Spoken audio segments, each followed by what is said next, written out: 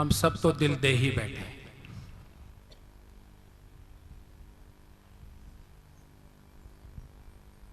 ये सूफी की दास्तान नीरजा ने अभी सुनाई।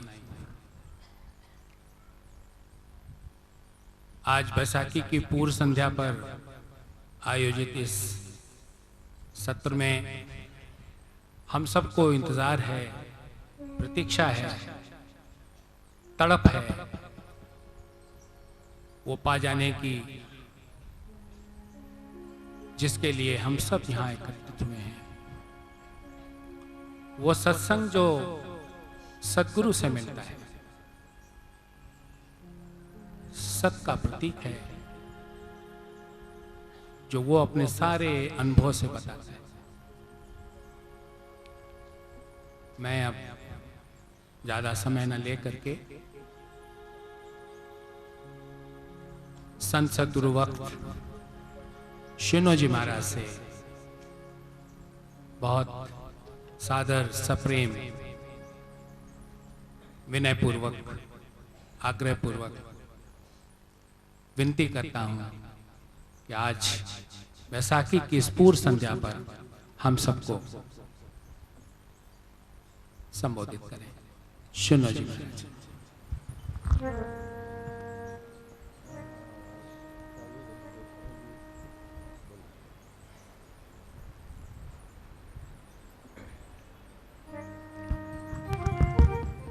अब इसके पहले कि महाराज जी संबोधित करें, अहेरी के आचार्य श्री वेंकटेश्वर राव जी कुछ अपने विचार रखना चाहेंगे।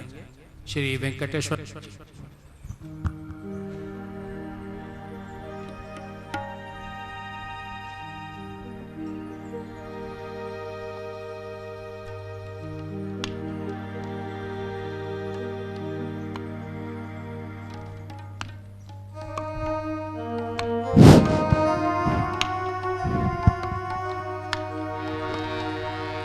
सभी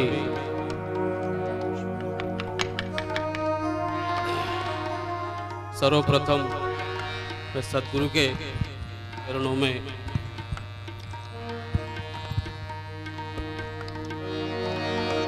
प्रणाम करता हूँ।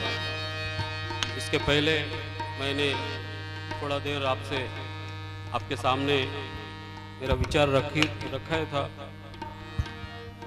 बाकी कुछ कल भी बात कर सकते हैं, चर्चा कर सकते हैं। आज हम वैशाख के प्रारंभ में प्रथम सत्र में सद्गुरुदेव का स्वागत पर एक गीत हम सब लोग मिलके गाएंगे।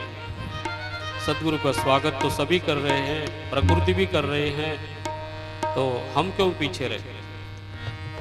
लताओ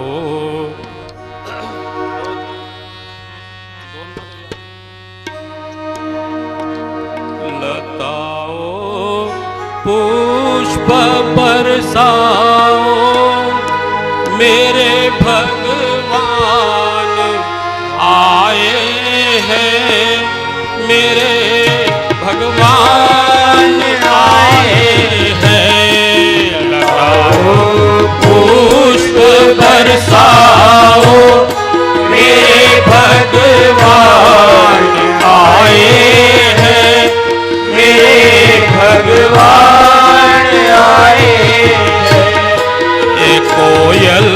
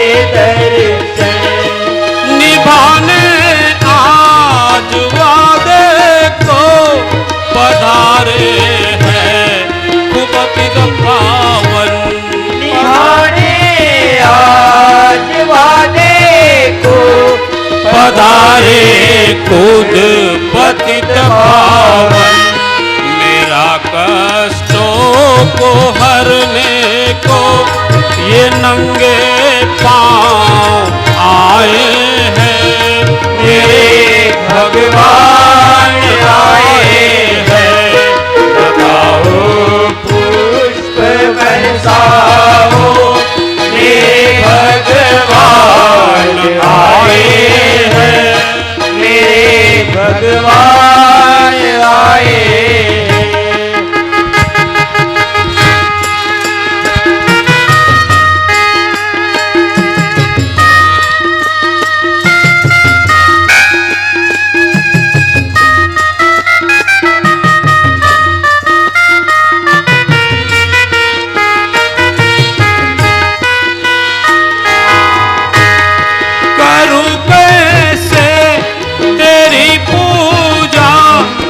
मन भूला समाता है, कैसे तेरी पूजा न मन भूला समाता है।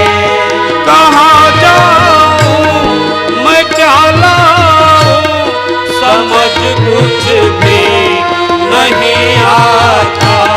कहाँ जाऊं मैं क्या लाऊं, समझ कुछ भी नहीं आता। मुझे अपने ही रंग रंग कर बढ़ाने मान आए हैं, मेरे भगवान आए हैं। लगाओ पुष्प बरसाओ, मेरे भगवान आए हैं, मेरे भगवान आए हैं।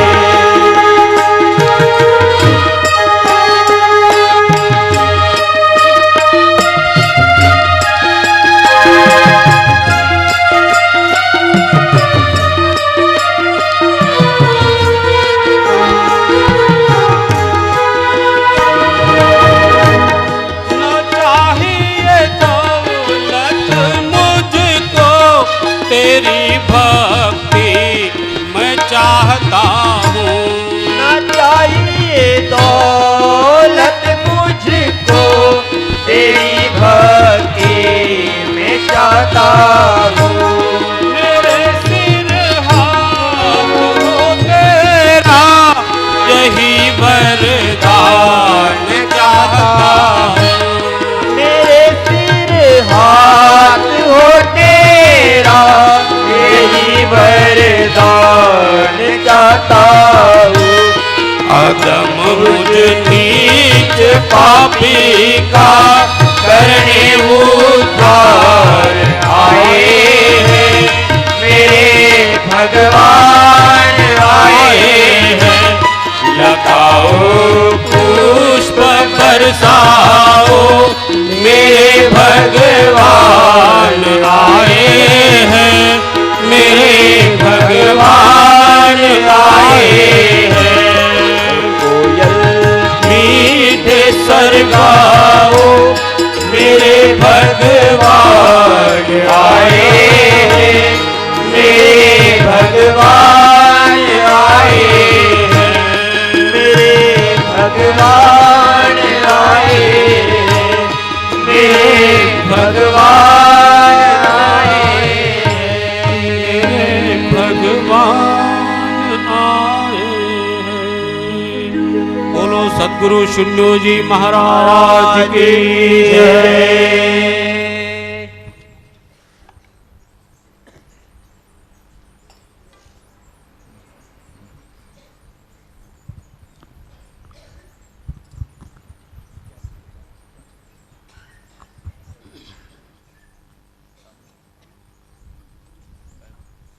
धन्यवाद वेंकटेश्वर राव जी, बहुत सुंदर हृदय से गाया हुआ ये स्वागत गीत प्रस्तुत हुआ। अब मैं पुनः महाराज जी से सविनय निवेदन करूंगा। हम सबको महाराज जी संबोधित करें। आज की इस बैसाखी के पर्व की पूर्व संध्या पर हम सब लोग यहाँ इकट्ठे हुए हैं। कोई कहीं से आया, कोई कहीं से आया, दूर दूर से आए लोग इस आशा से, इस विश्वास से, इस श्रद्धा से, इस सबूरी से कि जाने से दर्शन होंगे और क्या नहीं मिल जाएगा, क्या नहीं मिल जाएगा। सब कुछ तो मिल जाता है, सब कुछ मिल जाता है। तड़प हो, चाहत हो। एक सूफी ने लिखा कि जब भी देखती हूं आईना, जब भी देखती हूं आईना आजकल मेरी सूरत बदल जाया करती है। जब भी देखती हूं आईना मेरी सूरत बदल जाया करती है। बस तू ही तू नजर आता है। हे सद्गुरु, क्या प्यार करने वालों की शक्ल बदल जाया करती है? जब मोहब्बत हो जाती है, निस्वार्थ मोहब्बत, तो फिर तू ही तू नजर आता है। मैं समाप्त हो जाती है, तू ही तू नजर आता है, तू ही तू नजर आता है।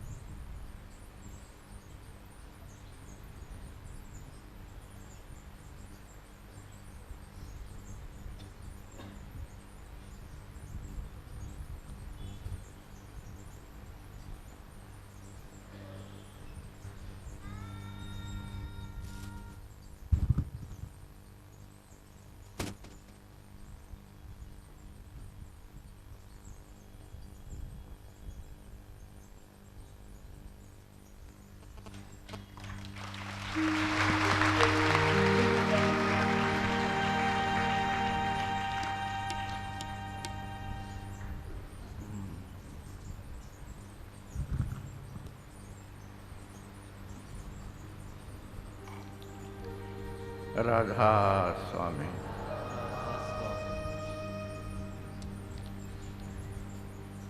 इस नए वर्ष के दूसरे महीने बैसाख की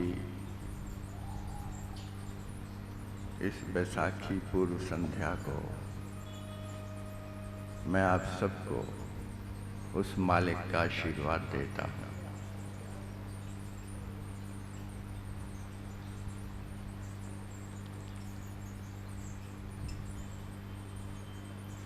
वेंकटेश कहता है भगवान आए हैं। जवाहरलाल कहता है तू ही तू दिखाई देता है।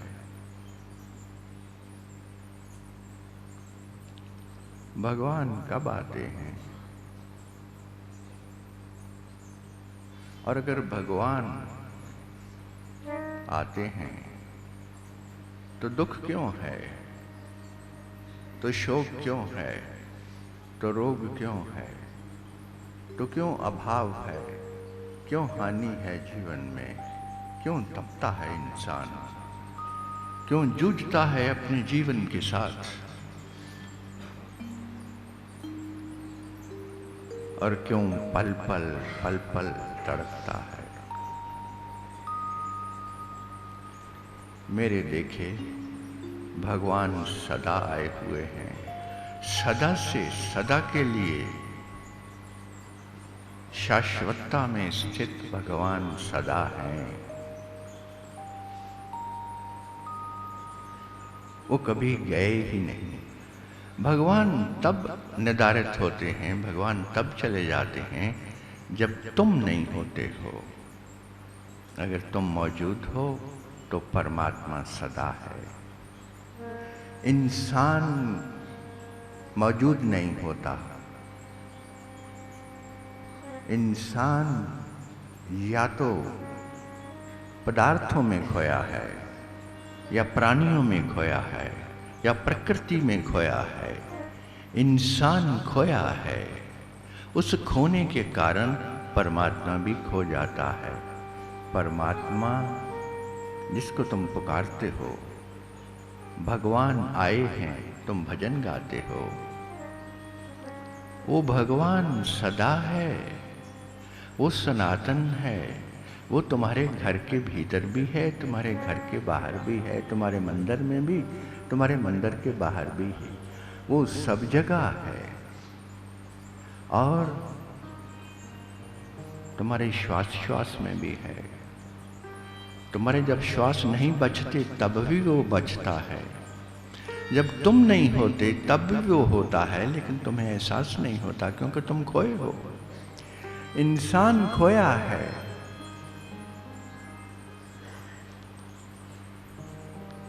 इंसान खोया है, जिसको पंजाबी में कहते हैं गवाचा है, गवाच गया। आदमी गुम हो गया। आदमी है नहीं तो किसके लिए भगवान हो, तो किसके लिए भगवान उतरे, तो किसके लिए भगवान तुम्हें आकर के आशीर्वाद दे, क्योंकि तुम हो नहीं। होने का अर्थ ये है कि तुम मौजूद हो। होने का अर्थ है कि तुम क्रोध नहीं कर सकते। आदमी की मौजूदगी का अर्थ है कि वो मौजूद है तो वो दूसरे इंसान पर क्रोध नहीं कर सकता, क्योंकि जो ही क्रोध करेगा, जो ही क्रोध करेगा तो वो समाप्त हो जाएगा, वो वहां होगा नहीं। क्रोध आता ही तब है जब तुम नहीं होते हो। चोर तब दाखिल होता है तुम्हारे घर में जब घर में कोई लाइट नहीं है, घर में तुम रहते नहीं हो। जब घर को छोड़ के चले गए, घर तुम्हारा खाली रहता है, तुम वहां नहीं होते हो, तो चोर दाखिल हो जाता है। जब तुम नहीं हो मौजूद तो तुम्हें क्रोध भी आएगा। तुम जो ही अपने में स्थित हुए, तुम जहीं मौजूद हुए, जागरूक हुए और एक प्रकार से चैतन्य से भर गए, होश से भर गए, उसी समय क्रोध चला जाता है। क्रोध उसी को दबाता है जो इंसान गुम है, जो इंसान खोया है विचारों में, चिंताओं में, जो इंसान खोया है संसार के धंधों में, जो चिंताओं में खोया है, जो विषादों में खोया है, वो इंसान मौजूद नहीं है, वो कहीं और है। उसका शरीर ही दिखाई देता है, वो है नहीं। उसके लिए भगवान नहीं उतरता है। भगवान उतरता है जब, तो तुम क्रोध नहीं कर सकते। भगवान उतरता है जब, तो तुम उस आनंद से भर जाते हो। जो आनंद की तुम्हारी अपनी निज अवस्था है, जो सदा से अवस्था है तुम्हारी, जो तुम्हारा निज स्वरूप है। इंसान के होने का ढंग आनंद है। दुख इंसान के लिए बना नहीं। देखो कितनी बड़ी विडंबना है संसार की, कि दुख और शोक, रोग, ये इंसान के लिए बने नहीं हैं। ये किसी के लिए भी नहीं बने। तुम प्रकृति को देख लो, प्रकृति में कोई दुखी नहीं दिखाई देगा, कोई रोगी नहीं दिखाई देगा। न पेड़ पौधे, न पशु पक्षी, न चांद, न तारे, न धरती, न आकाश। सिर्फ इंसान ही लाइन लगा के हॉस्पिटल की विंडो के बाहर खड़ा है, पर्ची लिए दवाइयां ढूंढ रहा है, डॉक्टर ढूंढ रहा है। इंसान ही रोगी है। चित्त से भी रोगी है, मन से भी रोगी है, शरीर से भी रोगी है, बुद्धि से भी रोगी है, आत्मा से भी रोगी है। वो रोगी क्यों है? क्योंकि भगवान नहीं उतरा है। भगवान नहीं उतरा है। भगवान उतर जाए तो मोहब्बत ही मोहब्बत है। तो जैसे कहा जवाहरलाल ने, तू ही तू दिखाई देता है।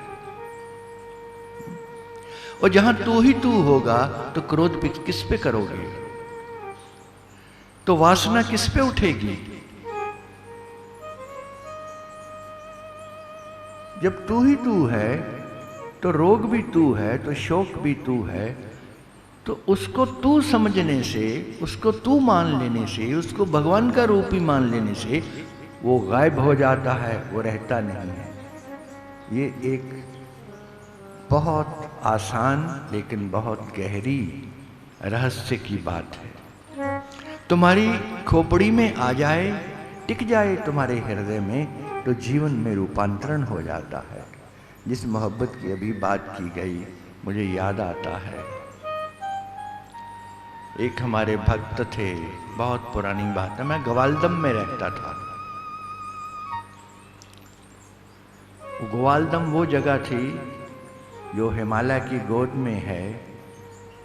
कुमाऊं जहाँ ख़त्म होता है और ग्वालदम जहाँ से वो गढ़वाल शुरू होता है, उसकी चोटी पर बसा हुआ छोटा सा एक गांव। उस गांव में हमारी कुटिया थी। कुटिया कह लो, कोठी कह लो, महल कह लो। वो इतनी पास थी त्रिशूल के, त्रिशूल जहाँ पर कभी बर्फ पिघलती नहीं, बर्फ ही बर्फ सारा साल रहती है। हाथ बढ़ाओ तो उस बर्फ को छू लो, ऐसे लगता था। सामने त्रिशूल, और यहाँ हमारा निवास था उस ग्वालदम में। तो एक भक्त आता है एक शाम को और गीत गुनगुनाता है। अब मुझे याद तो नहीं रहा, वो याद तो नहीं रहा। कोई नीरजा जैसा होता तो उसने वो बोल पकड़ लिए होते।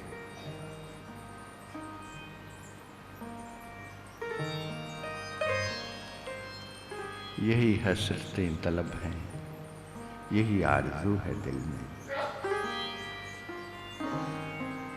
यही हसरतें तलब हैं, यही आरज़ू है दिल में। न उठे मेरी निगाहें तेरे रुख से जिंदगी में, न उठे मेरी निगाहें तेरे रुख से जिंदगी में। यही हसरतें, यही हसरतें तलब हैं, यही आरज़ू है दिल में। यही हसरतें तलब हैं, यही आरज़ू है दिल में। ना उठे मेरी निगाहें तेरे रुख से जिंदगी में।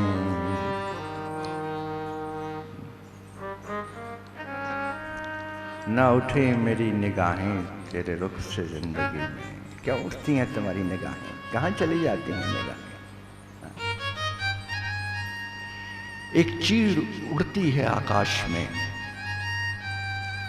बहुत ऊंची उड़ान है, मुक्त आकाश है, आनंद है, विस्तृत विस्तार से भरा हुआ वो आकाश है। उसमें मजे से, आनंद से उड़ती है वो चीड़। लेकिन नीचे धरती पर पड़ा हुआ वो छोटा सा मांस का टुकड़ा देखती है तो फौरन नीचे की ओर लपकती है, अपनी उड़ान छोड़ देती है, वो आकाश छोड़ देती है, वो मुक्तता छोड़ देती है, वो मुक्ति का प्रदेश छोड़ देती है और नीचे गिरती है उस छोटे से मांस के टुकड़े पर। निगाह वहाँ चली जाती है। इंसान की निगाह भी तो ऐसे ही है। तुम्हारी निगाह चली जाती है, निगाह इस छुटपन पे चली जाती है। ना हटे मेरी निगाहें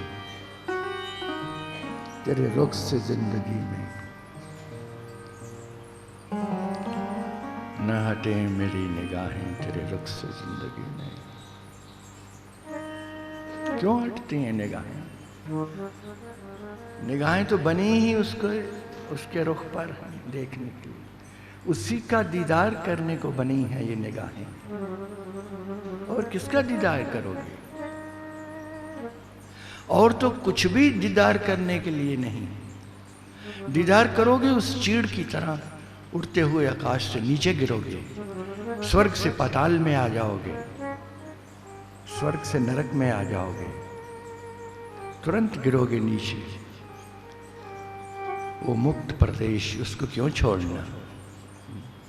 उसको क्यों छोड़ना? दाता दयाल कहता है ना, कहीं पर कहता है, तुम उलट चलो आसमान नीचे क्यों रहना? तुम उलट चलो आसमान नीचे क्यों रहना? क्यों नीचे रहते? नीचे नीच की संगत, नीच भाव में नीच की रंगत। नीचे क्या मिलता है इंसान को? वो उड़ान, ऊंची उड़ान। फूलों की ताजगी में, फूलों की ताजगी में, तारों की रोशनी में, फूलों की ताजगी में, तारों की रोशनी में। दिन रात, सुबह भी, शाम भी, रात भी, तारे चमकते हों ना भी चमकते हों, फूलों की ताजगी में, तारों की रोशनी में। यही हसरतें कबूल, यही हसरतें तलब हैं, यही आरज़ू है दिल में, यही हसरतें तलब हैं, यही आरज़ू है दिल में।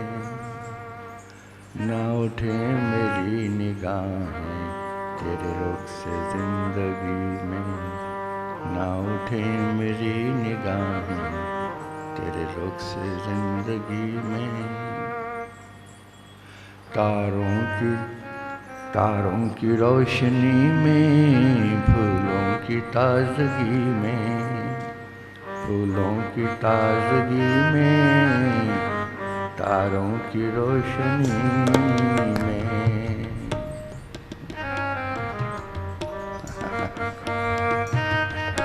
तुम बजाने लगते हो। फूलों की ताजगी में, तारों की रोशनी में, सूरज की गर्मियों में, सूरज की गर्मियों में, चांद की रोशनी में, चंदा की रोशनी,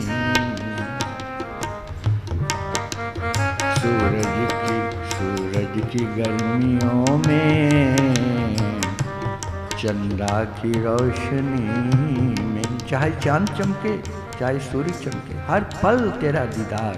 वो निगाहें ना उठें तेरे रुख से, तेरे दर्शनों से निगाहें इधर ना हो उधर ना हो।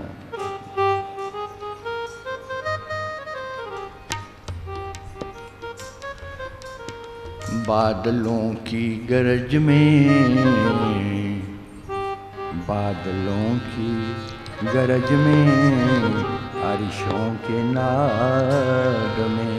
आते हैं लोग मेरे पास, कहते हैं महाराज जी शब्द बड़ा सुनाई देता है। क्या शब्द? बम बम है, गर्जन है, बादलों की गरज है। कभी आकाश से बिजली चमकती है।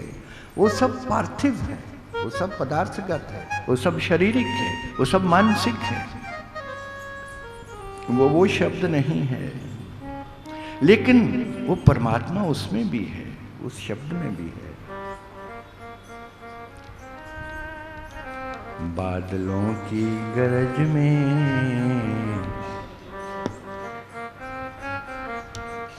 बादलों की गरज में, बारिशों के नाद में।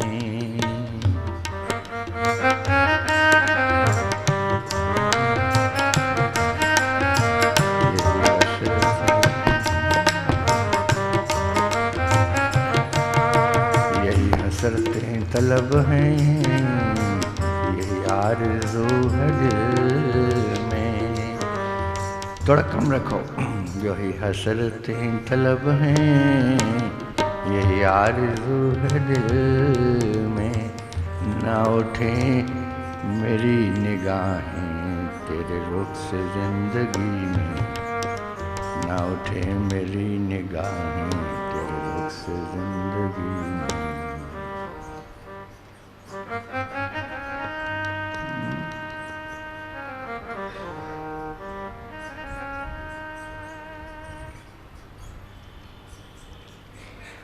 जो बात तुम में देखी, देखी नहीं किसी में। जो बात देखी तुम में, देखी नहीं किसी में।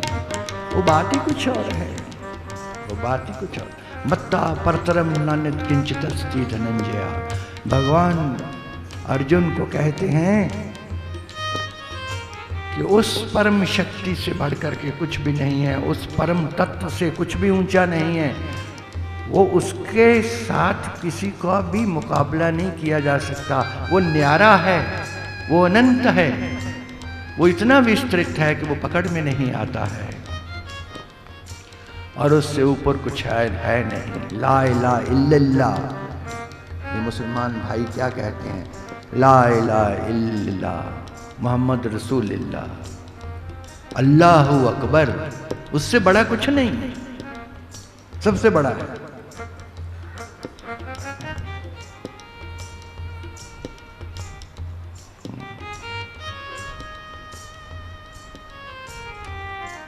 जो बात तुम में है किसी और में नहीं है, जो बात तुम में है किसी और में नहीं है। मेरे दिल की धड़कनों में बस एक ही चाहत है, मेरे दिल की धड़कनों में बस एक ही चाहत है। मेरे दिल की धड़कनों में बस एक ही चाहत है। क्या चाहत? पैसा मिल जाए, नौकरी मिल जाए, बेटी की शादी हो जाए, घर बन जाए, कार आ जाए।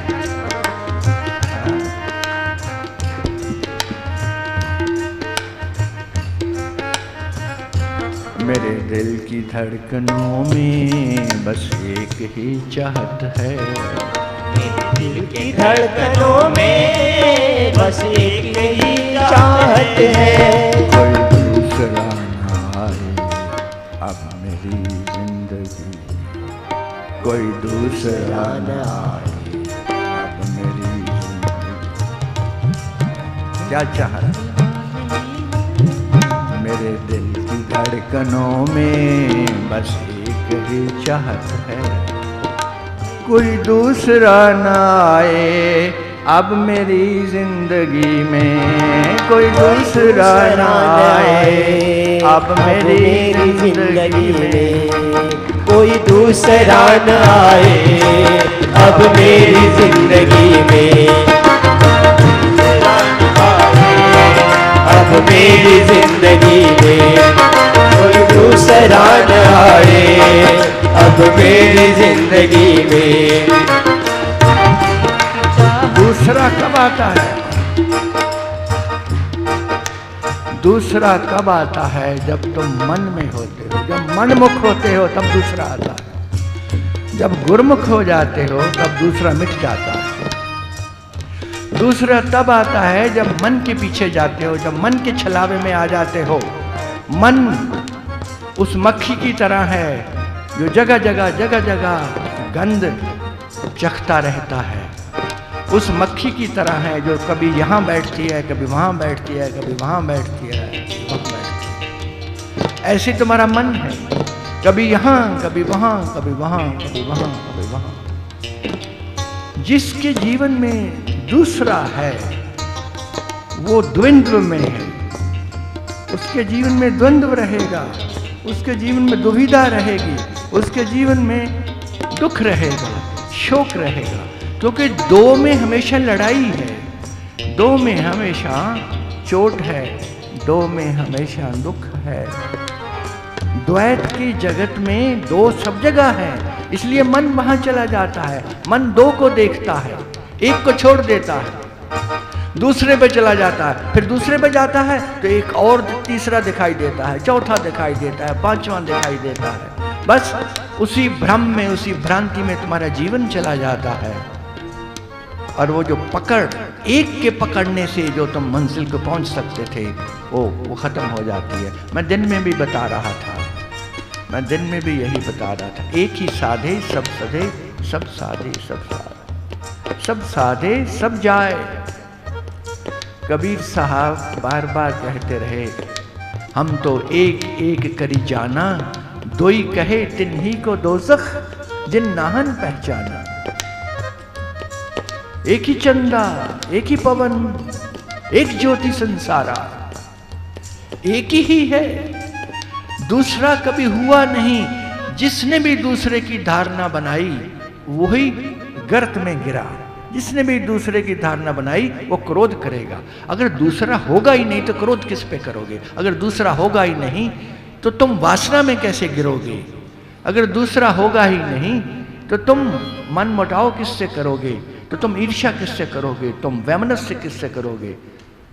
न तुम्हारी ममता जाग सकती है, न तुम्हारा मोह जाग सकता है, न लोभ जाग सकता है, क्योंकि दूसरा है नहीं, दूसरा मिट गया। जहाँ दूसरा मिट जाता है वहाँ परम भक्ति का प्रादुर्भाव होता है। जहाँ दूसरा मिट जाता है वहाँ परमात्मा उतरता है, वहाँ भगवान उतरता है। वो एक में है।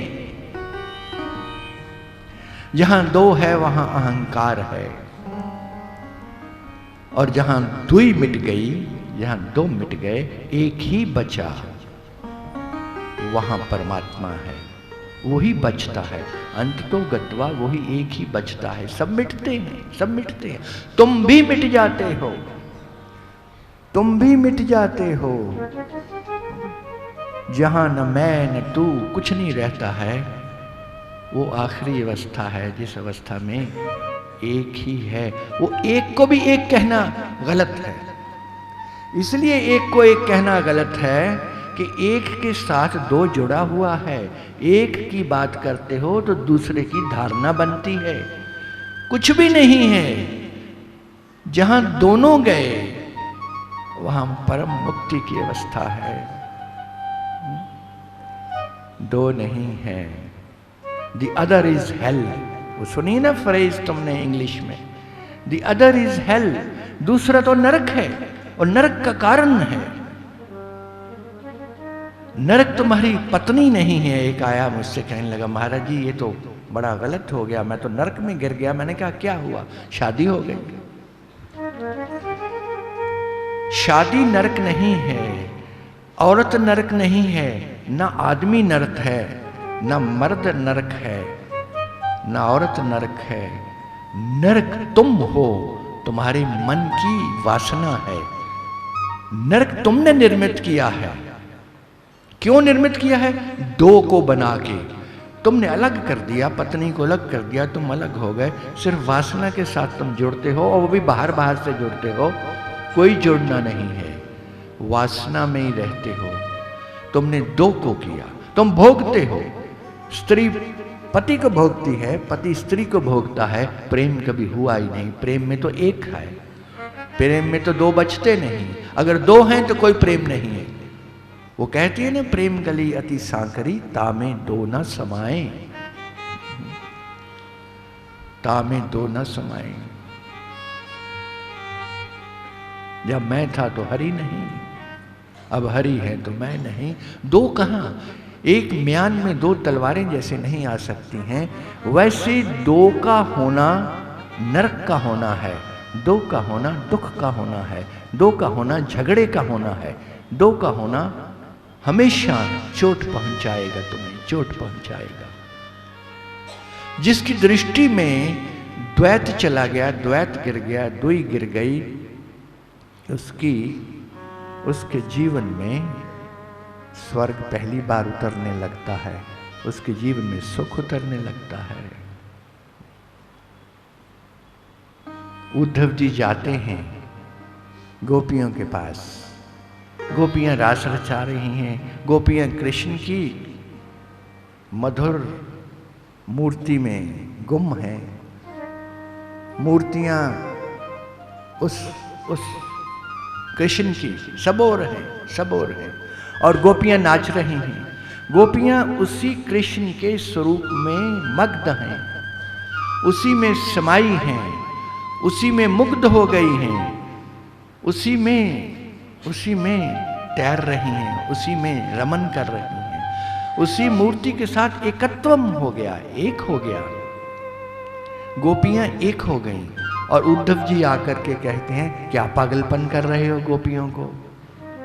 ये गोपियां, अरे ये क्या कर रहे हो? साकार की सगुन की पूजा कर रहे हो? आओ मेरे साथ, मैं नारायण की तुम्हें आराधना करवाता हूं। निर्गुण निराकार की आराधना करो, तब मिलेगा। उद्धव को ज्ञान के रास्ते से मिला, निर्गुण निराकार की उपासना की, लेकिन अंततो गत्वा भक्त बने, प्रेम में गिरे, भक्ति में गिरे तो ही मिला। तो वो गोपियों को समझाते हैं, गोपियां कहते हैं उद्धव तुम अपने रास्ते पे चलो, तुम अपने रास्ते पे चलो। मन न भयो 10-20, एक हतो सो गयो श्याम संग, कहो आराधे ईश। मन तो एक था, वो हमने दे दिया, श्याम को दे दिया। अब दूसरा मन है ही नहीं अपने पास, किसको दें? लेकिन ये इंसान बैठा हुआ जो यहाँ है, इसके पास पता नहीं कितने मन हैं। ये लुटाता फिरता अपने मन को, कभी इधर, कोई यहाँ गिरा, कोई वहां गिरा। वो मन इतने हैं, उन मन की विक्षिप्तता में ही बेचैनी है, अशांति है तुम्हारे जीवन की। समझो, मन उस पारे की तरह है जो पारा गिर जाता है और छोटे छोटे टुकड़ों में बट जाता है, और फिर इकट्ठा करना उसको मुश्किल होता है।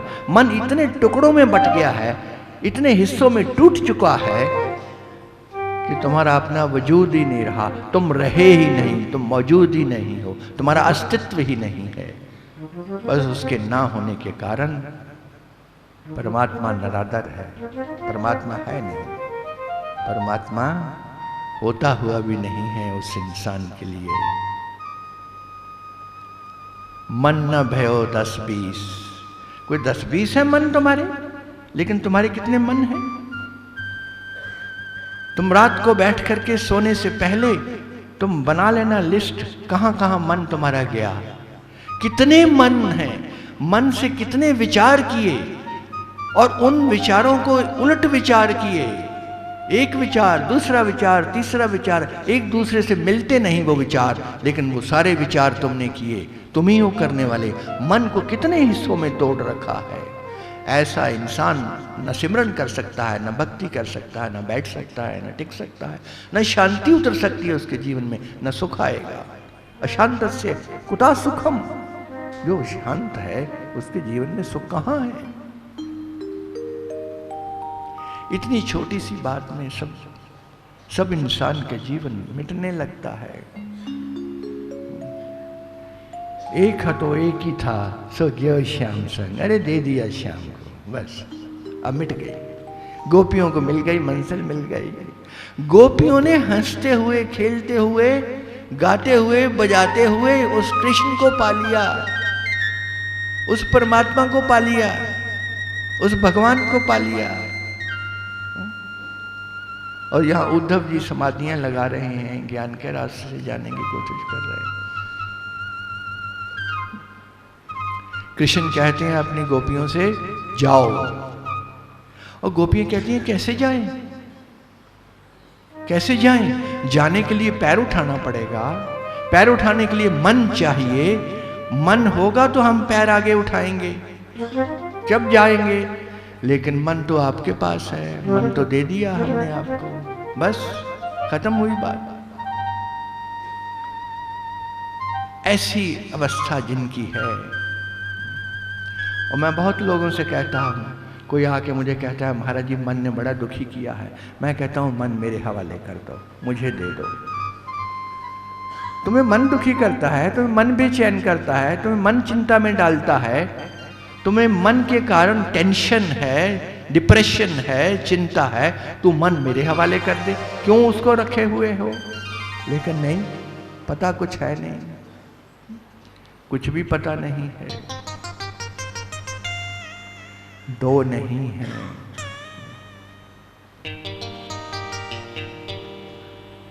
परमात्मा से प्रार्थना करता है भक्त,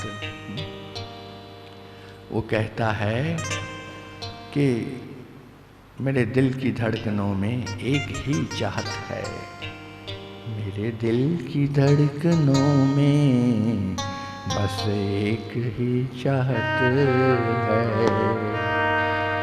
कोई दूसरा ना आए अब मेरी जिंदगी, कोई दूसरा न आए अब मेरी जिंदगी में, कोई दूसरा न आए अब मेरी जिंदगी में, कोई दूसरा न आए अब मेरी जिंदगी में, कोई दूसरा न आए अब मेरी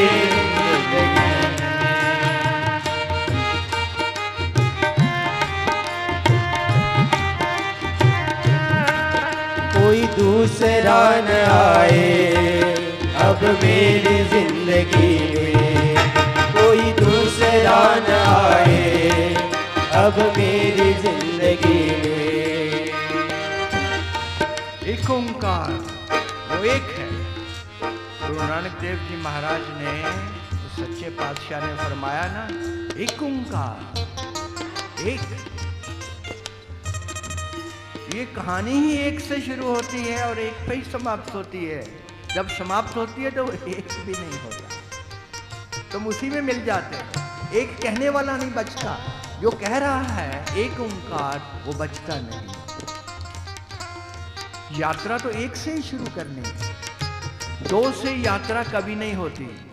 तुमने जाना है यहाँ से दिल्ली, तुमने जाना है यहाँ से हैदराबाद, तुमने जाना है यहाँ से अहेरी, तुमने जाना है यहाँ से मुंबई, तो एक ही रास्ता लेना पड़ेगा। हवाई जहाज का भी रास्ता ले लो, ट्रेन का भी रास्ता ले लो, बस का भी रास्ता ले लो, तुम कभी ना पहुंच पाओगे। रास्ता एक ही पकड़ना पड़ेगा। मार्ग एक है, मंजिल एक है, पहुंचने वाला एक है। दो कहां से आ जाते हैं तुम्हारे जीवन में? और यहाँ तो दो नहीं है, यहाँ तो अनेक अनेक हैं, पता नहीं कितने हैं, पता नहीं कितने हैं, उनकी गिनती भी नहीं तुम्हें आती, इतने हो गए हैं। एक का साथ पकड़ो। जो पति और पत्नी एक के साथ जीवन बिताते हैं, एक को सामने रख करके, उनको शांति नसीब होती है, उनको सुख नसीब होता है, वो मंजिल को पाते हैं। जिनके जीवन में दूसरा आ जाता है वो कष्ट का कारण बनेगा। तुम देख लेना, मैंने तो आज तक देखा नहीं कोई सुखी होगा ऐसा। जहां भी दूसरा है, जहां भी तीसरा है, बस वहीं तुमने अपनी लुटिया डबो दी, तुमने अपने लिए नरक के द्वार स्वयं खोल लिए। एक के साथ निभा लो तो वो काफी नहीं है। एक के साथ वफादारी निभा लो, एक के साथ वफादारी, बस। सबसे बड़ी बात मैं आज भी समझा रहा था, कह रहा था, वफादारी। जहां वफादारी है वहां सारे पाप तुम्हारे माफ हो जाते हैं। परमात्मा कहता है जो वफादार है, जो केवल मेरा है, अनन्य चेता यो माम स्मरति नित्यशः, तस्य अहम सुलभा पार्थ नित्य युक्त से योगिनः, जो केवल मेरे है, केवल एक का होकर के मेरे पास आया है, अनन्य चित्त से, जिसका चित्त बटा हुआ नहीं है, जिसका चित्त बिखरा हुआ नहीं है, अनन्य चेता अनन्यास चिंतयन्तो ये जना माम पर्युपास्ते। वो तुमने उस खूबसूरती को जाना है कभी? पूछो उनसे, उस खूबसूरती को जानो। कोई बात नहीं, करने दो इनको जो कर रहे हैं। उस खूबसूरती को, वो खूबसूरती जो एक के साथ, एक के साथ, जिसका हाथ पकड़ा है, छोड़ मत देना, छोड़ मत देना। क्यों कह रहा हूं? तुम्हारा अपना नुकसान है। जिसका हाथ पकड़ा है, अगर तुमने छोड़ा है तो उसका तो कोई नुकसान नहीं होगा, लेकिन तुम्हारा बहुत नुकसान हो जाएगा। ये विज्ञान जानता नहीं संसार, इसीलिए आज छोड़ रहे हैं। आज पकड़ा कल छोड़ दिया, आज पकड़ा कल छोड़ दिया, आज पकड़ा कल छोड़ दिया। अगर तुम्हें ये विज्ञान समझ में आ जाए तो तुम कभी सोचोगे भी नहीं छोड़ने का। जो मिला है वो परमात्मा का प्रसाद है। जैसा भी है, तुम्हें अच्छा लगे तुम्हें बुरा लगे, वो परमात्मा का प्रसाद है। प्रसाद को भी बुरा कहोगे तो तुम्हें दुख मिलेगा कि नहीं मिलेगा? प्रसाद हमेशा प्रसाद पूर्ण है, हमेशा वो सुख का कारण है। वो सुख से सुख उपजता है उससे। तोड़ तक निभाओ, तोड़ तक निभाओ, जिसके साथ भी साथ पकड़ा है, तो मैं तुम्हें गारंटी दे सकता हूं कि तुम्हें मंजिल मिलेगी ही मिलेगी।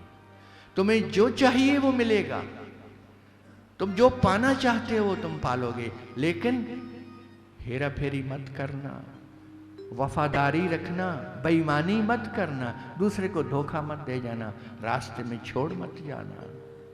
तुम्हारा अकल्याण होगा, तुम्हारा नुकसान होगा।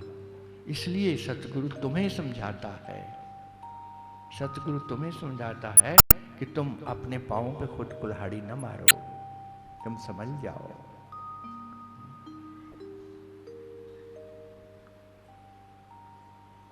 एक ओंकार, वही एक, कोई दूसरा ना आए, कोई दूसरा ना आए अब मेरी जिंदगी में।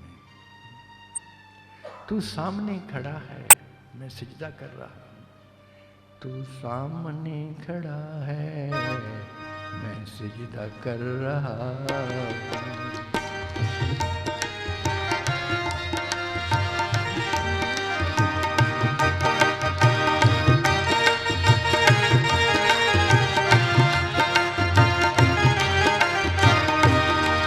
कोई दूसरा न आए अब मेरी जिंदगी में, कोई दूसरा न आए अब मेरी जिंदगी में। तू सामने खड़ा है, मैं सिजदा कर रहा हूँ। तू सामने खड़ा है, मैं सजदा कर रहा हूँ। तू सामने खड़ा है, मैं सिजदा कर रहा हूँ। तू सामने खड़ा है, मैं सजदा कर रहा हूँ।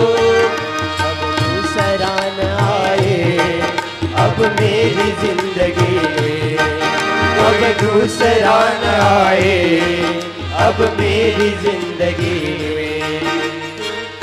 तू सामने खड़ा है, मैं सिजदा कर रहा हूँ। वो तो हमेशा ही सामने खड़ा है। तुमने कभी सिजदा किया? कभी तुम्हारा सिजदा हुआ? कभी तुमने प्रार्थना की? कभी अरदास की तुमने? उसकी अरदास कभी हुई है? एक बार भी अरदास हो गई होती, एक बार भी उसकी प्रार्थना कर ली होती तो पहुंच गए होते, तो वो मिल गया होता। वो मिला ही हुआ है, वो तो सामने खड़ा है। ऐसी अवस्था आती है कि परमात्मा सामने आके खड़ा हो जाता है। अब क्या करोगे? अब कहां बचोगे? कहां भागोगे? वो सामने आके खड़ा हो जाता है। गुरु गोविंद दोई खड़े काके लागू पाए, बलिहारी गुरु आपकी जो गोविंद दियो बताए। गुरु का हाथ पकड़ा था ले जाने के लिए, अब गोविंद आके खड़ा हो गया। चाहिए तो गोविंद ही था, गुरु का हाथ तो इसलिए पकड़ा था कि गोविंद तक पहुंचा देगा। और गुरु कहता है कि छोड़ मेरा हाथ, अब ये पकड़, अब तुमने जो मांगा था तुम्हें मिल गया, तुमने गोविंद मांगा था, ये ले गोविंद, ये पकड़ गोविंद का हाथ। और वहां पर दोई खत्म हो जाती है। तुम देखते हो पीछे मुड़ के तो वहां गोविंद खड़ा है, आगे देखते हो तो वहां गोविंद खड़ा है। गुरु कहां गया? हाथ गुरु का पकड़ा था, गोविंद मिल गया, और गोविंद मिल गया तो गुरु नदादत हो गया। गुरु तो का पता ही नहीं गुरु कहाँ हो गया। गुरु भी गोविंद है, गोविंद भी सामने खड़ा है, पीछे भी खड़ा है, सामने भी खड़ा है, दाएं भी खड़ा है, बाएं भी खड़ा है, गोविंद ही गोविंद हो गया। तब नाचने लगे, तब कबीर साहब नाचने लगे, काके लागू पाए। मुझे तो पांव छूने थे अपने इष्ट के, अपने देवता के, अपने सतगुरु के, जिसने मुझे पहुंचाया। लेकिन अब मैं पीछे मुड़ के देखता हूं तो सतगुरु की जगह भी गोविंद खड़ा है, आगे भी गोविंद खड़ा है, काके लागू पाए। बलिहारी गुरु आपकी जो गोविंद दियो बताए। अंत तो गत्वा ये अवस्था भक्त की या ज्ञानी की या ध्यानी की ये आ जाती है जब गोविंद सामने खड़ा है और मैं सिजदा कर रहा हूं। क्या सिजदा करोगे? क्या सिजदा करोगे?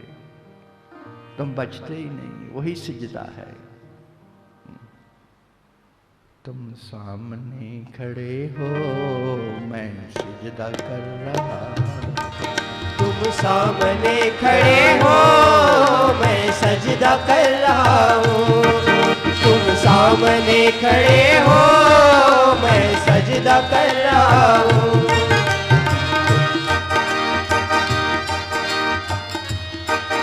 अब दूसरा न आए अब मेरी जिंदगी में, अब दूसरा न आए अब मेरी जिंदगी में, कोई दूसरा ना आए अब मेरी जिंदगी में, कोई दूसरा न आए अब मेरी जिंदगी में। यही हसरतें तलब हैं, यही आरज़ू है दिल में, यही हसरतें तलब है ये आरज़ू है दिल में, ये हसरतें तलब है ये आरज़ू है दिल में। क्या है हसरतें तुम्हारी? क्या हसरतें हैं? क्या आरज़ू है? क्या तलब है इंसान की? क्या ढूंढ रहे हो? देखो, जो भी तुम ढूंढ रहे हो, जिसकी भी तलब है, जिसकी भी ख्वाहिश है, जिसकी भी आरज़ू है, जिसकी भी तमन्ना है, जिसकी भी चाहत है,